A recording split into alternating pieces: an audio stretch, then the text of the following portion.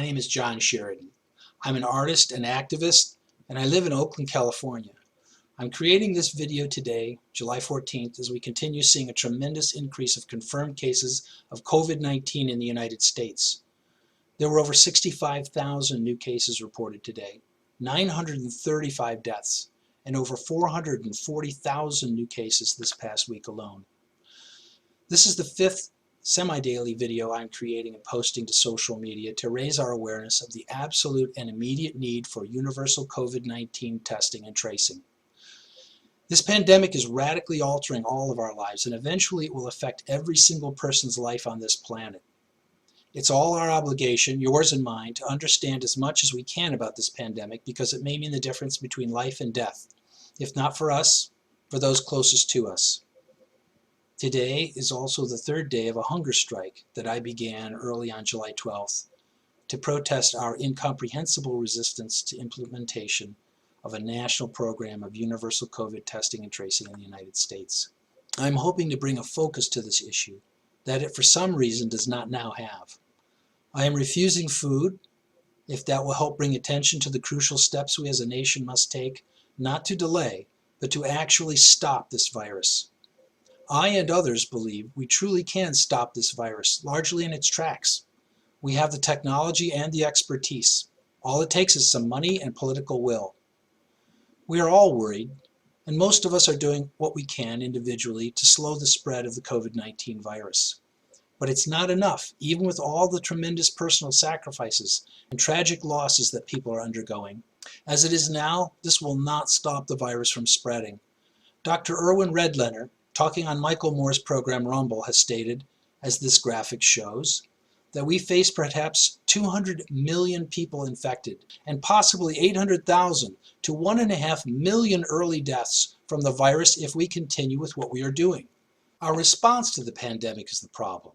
The virus kills and can make us sick while doing as yet unknown damage to internal organs such as the brain, heart, lungs, pancreas, and liver. We just don't know how bad this virus is.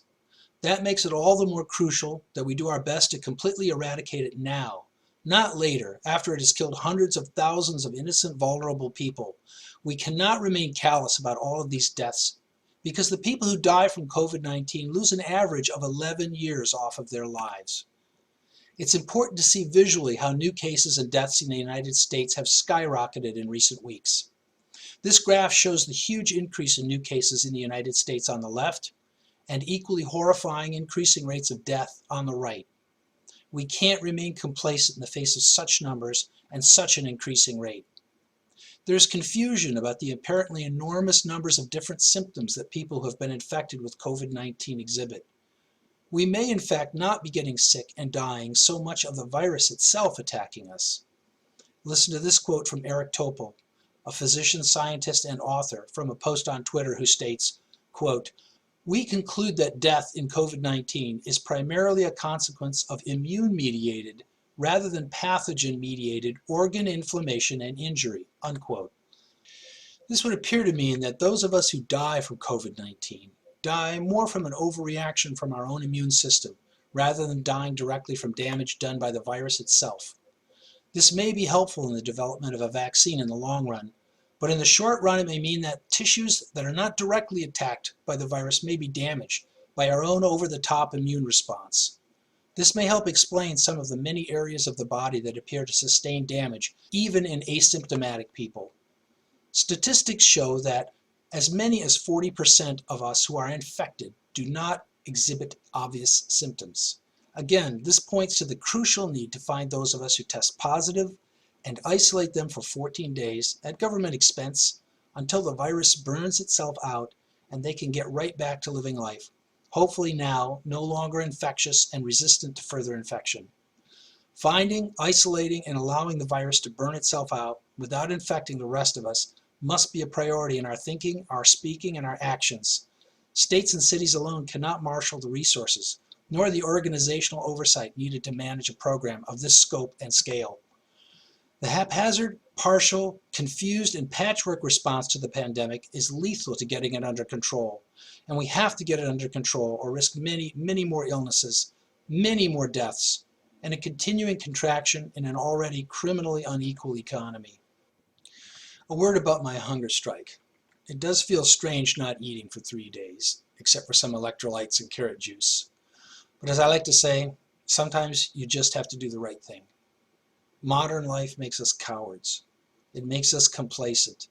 It makes us stop seeking, and it makes us stop thinking except about ourselves.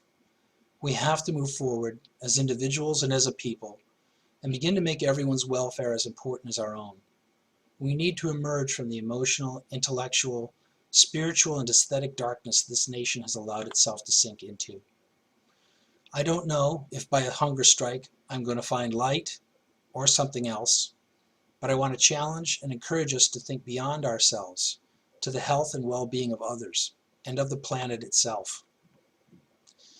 Visit my website at universalcovid19testing.com or locate me, John Sheridan, on Facebook or Twitter and see what we can do together to stop this pandemic. I know we can beat this if we try. If enough of us demand action from our government, we can force its hand, make it do the will of the people, and crush this virus.